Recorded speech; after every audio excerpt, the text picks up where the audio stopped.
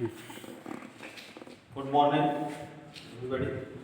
आज class 10th की bio classes में ये चैप्टर जैव प्रक्रम के बारे में ये चर्चा की थी हमने।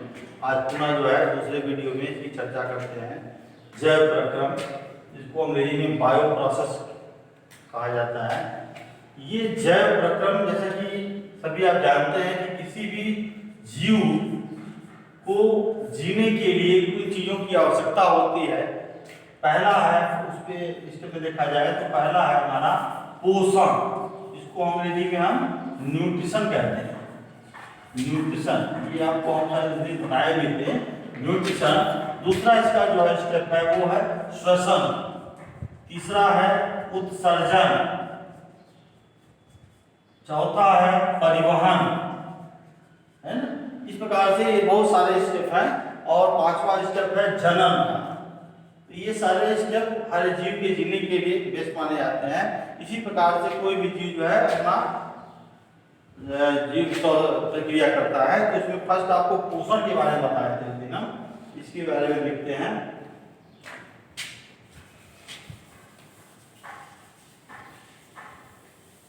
पोषण, हर जीव के लिए भोजन अति आवश्यक होता है और इस भोजन को पाने के लिए वो पोषण की क्रिया करता है, चाहे वो जंतु हो चाहे वो पौधा प्लांट। इस प्रकार इसको अंग्रेजी न्यूट्रिशन कहते हैं। ये हर जीव के लिए प्रोसेस आवश्यक है। इसमें अगर देखा जाए तो कुल दो प्रकार का पोषण जीवों में होता है। पहला है नंबर 1 देखा जाए तो स्वपोषण। नंबर 1 आपका है स्वपोषण, जिसको हम ऑटोट्रॉपिक की संज्ञा देते हैं।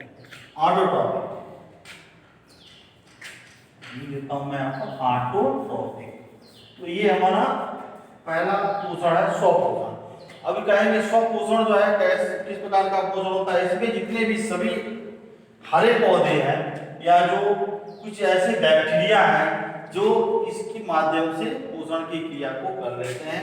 इस क्रिया में होता क्या है, कार्बन डाइऑक्साइड प्लस जल, 6 अणु कार्बन डाइऑक्साइड के और 12 अणु जल को लेकर के सनलाइट प्लस जो है क्लोरोफिल को पराहित कहते हैं। क्लोरोफिल की उपस्थिति में क्रिया करके ग्लूकोज के 6 अणु, ग्लूकोज के 1 अणु का निर्माण करते हैं, प्लस 6 ऑक्सीजन और 6 अणु जल के भी बनते हैं, तो जलवाष्प कहते हैं। इस प्रकार से ये ग्लूकोज का 1 अणु जो है इन 6 और 12 के अणुओं से मिलकर के बनकर के तैयार होता है और इसके बनने में हमें अपार मात्रा मिलती है। अब ये जो ऊर्जा बनती है, ये ऊर्जा जीव के देखा जाए सेल में एटीपी के रूप में संचित हो जाती है। एटीपी का फुल फॉर्म क्या होता है, एडिनो ट्राइफॉस्फेट। ये जो ऊर्जा संचित होती है हमारे बॉडी में, ये इसी बॉक्स में आकर के इकट्ठी होती है। और एटीपी का जो योगदान होता है इन दोनों अणुओं के बनने में। एटीपी से एटीपी बनती है और ये जो इतनी ऊर्जा बन रही है, ये सारी ऊर्जा हमारी एटीपी के रूप में संचित हो जाती है। तो ये जो पोषण हमारा है, ये स्वपोषण की क्रिया है। दूसरा जो इसका पोषण होता है वो है विषम पोषण या पर पोषण भी इसको कहते हैं। विषम पोषण, विषम पोषण में देखा जाए तो कुल 3 प्रकार का पोषण होता है। 3 प्रकार के पोषण में देखिए, पहला है मृत पोषण। मृत पोषण, जिसको इंग्लिश में हम सैप्रोफाइट का नाम देते हैं। सैप्रोफाइट ये हमारा। अब इसमें क्या है कि जितने भी फंगस हैं या जो ऐसे सूक्ष्म जीव हैं जो मिट्टी में पाए जाते हैं, वो सड़े गले या चीजों को मृत पदार्थों पर रोक करके उनकी क्या कहते हैं, कार्बनिक पदार्थों का संश्लेषण करके उनको सरल पदार्थों में बदल देते हैं। तो ऐसा पोषण हमारा मृत पोषण कहलाता है। For example fungus. नेक्स्ट पोषण जो होता है पर पोषण का होता है। पर पोषण या परजीवी को कहते हैं। परजीवी ऐसे जीव जो दूसरे स्वस्थ जीवों पर आश्रित रह करके बिना नुकसान पहुंचाए उन जीवों से भोजन प्राप्त करते हैं। ऐसे जीवों को हम परजीवी की संज्ञा देते हैं। इसका उदाहरण है अमरबेल, वगैरह बहुत सारे जीव हैं और अंग्रेजी में इसको हम पैरासाइट कहते हैं, पैरासाइट। तो ये तीसरा हो गया। दूसरा जो इसका है विषम पोषण का टॉपिक है वो परजीवी का। और तीसरा है सहजीवी। सहजीवी को हम इंग्लिश में सिम्बायोटिक का नाम देते हैं, SYMBIOT, सिम्बायोटिक। सहजीवी जैसे उदाहरण के तौर पर आप मटर का नाम लीजिए।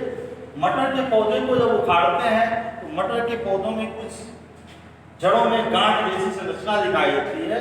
उन गांठ जैसी संरचनाओं में देखिए वो उसमें आपको बैक्टीरिया नजर आता है जिसका नाम है राइजोबियम। इस राइजोबियम की बहुत सारी जातियां पाई जाती हैं। ये मटर के जो जड़ों में पाया जाता है उसका नाम है राइजोबियम लेगुमिनोसम। एक प्रकार का बैक्टीरिया होता है जिसे गांठ में पाया जाता है।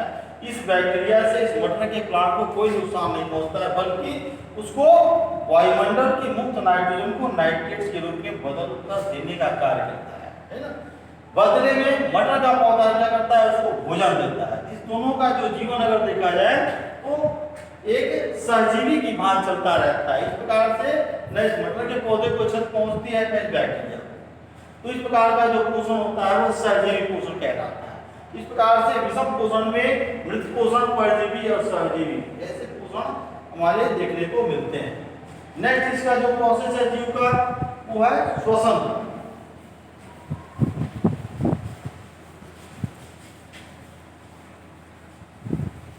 नेक्स्ट आप देखिए तो कोई भी जीव जो किया करता है नेक्स्ट है श्वसन। ये भी उसके लिए आवश्यक होता है। रिस्पायरेशन जो कहते हैं अंग्रेजी में, तो रिस्पायरेशन किसे कह देते हैं। अब जैसा कि अभी आपने देखा कि ऑटोट्रोफिक प्लांट जो क्रिया करता है जस्ट उसका ठीक उल्टा जो है इस सिस्टम के तहत होता है रिएक्शन। इसमें होता क्या है कि कोई भी जीव जैसे मान लीजिए ग्लूकोज लेता है, ग्लूकोज कोई भी जीव ग्लूकोज के रूप में चाहे पौधा हो चाहे जंतु हो ग्लूकोज ग्रहण करता है भोजन के माध्यम से। ये ग्लूकोज के बाद इसका क्या करता है, ऑक्सीकरण करता है। 6O2 का ये ऑक्सीजन की उपस्थिति में ग्लूकोज का वो ऑक्सीकरण करता है। तो बनता क्या है, वही कार्बन डाइऑक्साइड और प्लस जल। ये जल कैसा है, उत्सर्जित जल होता है। और ये कार्बन डाइऑक्साइड ये भी उत्सर्जित गैस होती है जो समय समय पर हमारे शरीर से बाहर निकलती रहती है। इसको हम अपने शरीर में रोक नहीं सकते क्योंकि एक अपशिष्ट गैस है, इसको निकालना बेहद ही आवश्यक होता है। तो ये बनता किससे है, ग्लूकोज का ऑक्सीजन की उपस्थिति में जब इसका ऑक्सीकरण होता है तो इसके तहत ये गैस हमारे शरीर से निकलती है और उत्सर्जित जल भी निकलता है जो यूरिन वगैरह पसीने के माध्यम से बाहर निकल जाता है। इस प्रकार से श्वसन की क्रिया हमारे शरीर में होती रहती है। इसमें होता है कि ऑक्सीजन गैस हमारे बॉडी के अंदर जाती है और कार्बन डाइऑक्साइड गैस हमारे बॉडी से बाहर होती रहती है। जैसा कि आपको बताया गया है इसके पहले हम कि 90.5% ऑक्सीजन वातावरण में है और 0.04% कार्बन डाइऑक्साइड वातावरण में पाई जाती है। तो इस प्रकार से मेंटेनेंस इसका बना रहता है। जीवों के माध्यम से ऑक्सीजन आती है पौधों के माध्यम से और फिर रिलीज होकर के वातावरण में चली जाती है। इसका एक चक्र चलता रहता है। तो ये क्रिया पौधों में चलती है श्वसन। पौधों में जंतुओं में श्वसन की क्रिया होती है। ठीक इसी का जस्ट लाइक पौधे में उल्टा प्रक्रम होता है। पौधे क्या करते हैं, कार्बन डाइऑक्साइड ग्रहण करते हैं, ऑक्सीजन को रिलीज करते हैं, जबकि जंतु हमारा ऑक्सीजन गैस ग्रहण करता है, कार्बन डाइऑक्साइड को रिलीज करता है। प्रकार से श्वसन क्रिया दोनों जीवों में होती रहती है। अंतर है कि श्वसन पौधों में कुछ विशेष अंग होते हैं श्वसन क्रिया करने के लिए, जंतुओं में कुछ विशेष अंग होते हैं। अलग अलग जीवों में अलग अलग प्रकार के अंग होते हैं जिस प्रकार से ये श्वसन क्रिया जीव करता है। तो ये पहला नेक्स्ट जो है प्रकरण इसका श्वसन का।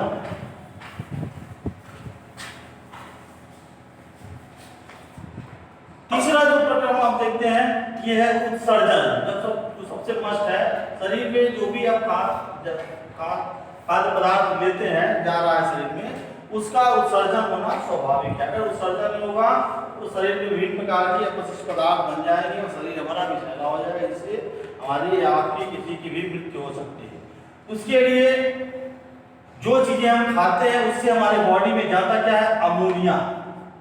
अमोनिया इसका रासायनिक फॉर्मूला आप जानते होंगे NH3, इसको अमोनिया कहते हैं। और ये अमोनिया हमारे खाद्य पदार्थों के माध्यम से जाता है। अब ये इस अमोनिया का अगर देखा जाए तो हमारे शरीर में जो यकृत है, इसको हम लीवर कहते हैं, ये लीवर इस अमोनिया को यूरिया में कन्वर्ट कर देता है। जो यूरिया के साथ साथ कुछ और भी एसिड इससे बनते हैं। इस प्रकार से यूरिया देख लीजिए, यूरिक एसिड देखिए, यूरिक एसिड जो हमारे गांठ वगैरह में, जो हड्डियों के गांठों में पाया जाता है, या यूरिक अम्ल कह लीजिए इसको, ये सारी चीजें बनती हैं जो यूरिन और पसीने के द्वारा हमारे शरीर से निकलती रहती है। इसके अलावा कुछ अन्य ठोस वर्ज्य पदार्थ भी बनते हैं जो हमारे मल के साथ शरीर से समय समय से निकलते रहते हैं। तो कहना देखिए स्टूडेंट्स, ये अमोनिया चाहे यूरिया चाहे यूरिक एसिड इतने घातक कंपाउंड्स हैं कि हमारे बॉडी में इनको रोकना संभव नहीं है। अगर कुछ क्षण के लिए इनको रोक देते हैं तो हमारे शरीर में घातक बीमारियां या हमारे अंग बेढंग हो सकते हैं। इसलिए इनको समय समय पर निकालने की आवश्यकता होती है। क्यों? जो खाद्य पदार्थ हम ग्रहण करते हैं उससे ये लगातार बनते रहते हैं। और ये आप जानते होंगे कि लीवर जो हमारे बॉडी में होता है, यही लीवर यकृत, जो उसको हिंदी में कहते हैं, ये लिक्विड रक्त का भी निर्माण करता है और हमारे कुछ उत्सर्जी पदार्थों को शरीर से पृथक करके बाहर निकालने की क्रिया का काम भी करता रहता है। तो इस प्रकार से जीवों में ये प्रोसेस होते हैं। इनमें जो मेन चीज है, 3 चीजें, इसमें उत्सर्जन है, श्वसन है और पोषण है। और एक लास्ट जो प्रोसेस आता है वो तो है जन्म का। लास्ट जो प्रोसेस है जन्म। तो ये तो जन्म जो है जीवों की संख्या बढ़ने के लिए होती है, क्योंकि समाज में जो जीव है वो बढ़ते भी रहते हैं, जन्म लेते भी रहते हैं। तो उनकी संख्या को समान बनाए रखने के लिए हर जीवों के अंदर ये अपनी जो है एक सिस्टम होता है, इसके तहत जो है जन्म की क्रिया करता है। लेकिन ये जो इसके अलावा जो 2-3 बताया सिस्टम, ये हर एक जीव के लिए आवश्यक हो, चाहे वो पेड़ हो, चाहे वो पेड़ पौधे हो या जंतु हो, सभी के लिए अति आवश्यक है। बाकी हम चर्चा नेक्स्ट क्लासेस में करेंगे।